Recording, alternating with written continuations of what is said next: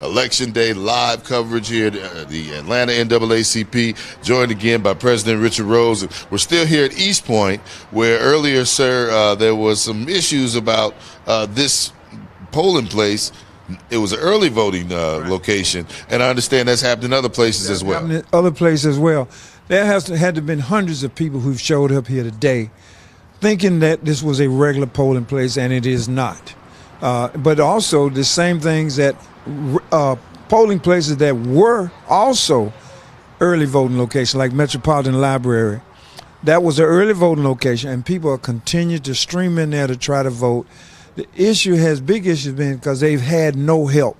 The polling personnel are not empowered to help them find their polling place, and so some of our partners like Georgia Stand Up have people over there. Atlanta NAACP is at this place. We will continue to try to help people find their polling place. And while we're talking about it, there is no technological reason why a voter in Fulton County should not be able to go to any polling place on any day and vote, including Election Day.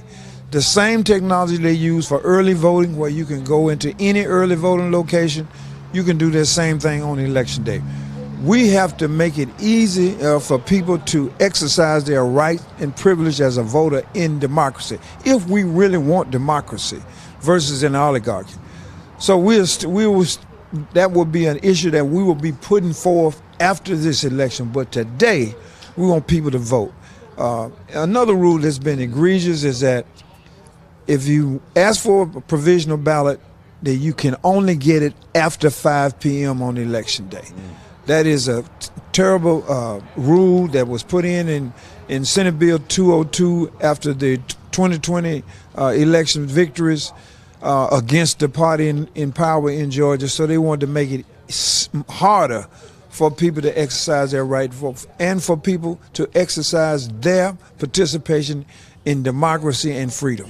I looked at my watch there because, as you said, you wanted to vote. There's about 20, as we're live right now, about 35 minutes left for folks to get there. But some of these new changes with the SB 202, I mean, they've thrown some curves at us here today. Thrown some curves at us, but if you go and do provisional ballot, you can go to any polling place and do that provisional ballot. You got 3 days to cure it.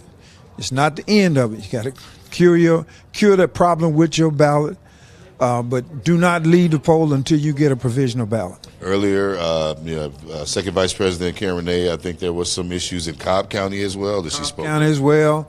Over 1,000 absentee ballot applications were basically lost until last week, where people would not mail out the absentee ballot ballots that they had requested. So there was a lawsuit. They went to court yesterday, and the judge has ruled that all of those people have until November 14th to send their ballot in. So what is the recourse if you were not allowed to vote, but you should have been able to vote, or some of these issues that we face? What will we do going forward, sir? Going forward, we have to expand provision balloting. We got to be more talk about more how people can find their polling place, because sometimes they lose their precinct card even though they have their ID. So we got to continue to educate people, and we want to press the legislature in January to loosen up these rules that actually benefit the democratic process, to allow people to vote in their county at any polling place not on the early voting, but on the Election Day. Do you think also, we talked about, folks with all the controversy around the election this year, a lot of experienced poll workers and people, stepped away from the election process. Right. Do you think that played a role in any of this? Well, I'm sure it played a role where there was so much vitriol and violence after the 2020 election. People have, there was a mother and daughter family here in Georgia that were intimidated, had to move out of their house. People broke into the grandmother's house looking for them. So there's been some egregious, some more vicious attacks reminiscent to the Ku Klux Klan after Reconstruction, designed to tamp down participation in voting by people of color.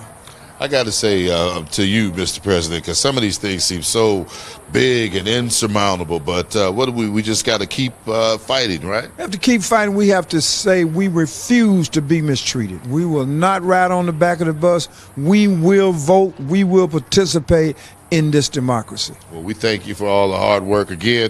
You got 30 minutes if you got watching this on your phone or wherever you at. 30 minutes to get to the polls, and thanks again to all. We had some great volunteers out here today helping people get to where they had to get. I know you was happy about that. They all day. They stayed out here all day helping people get to the polls. All right, so get that ballot cast tonight, and we'll find out how things come out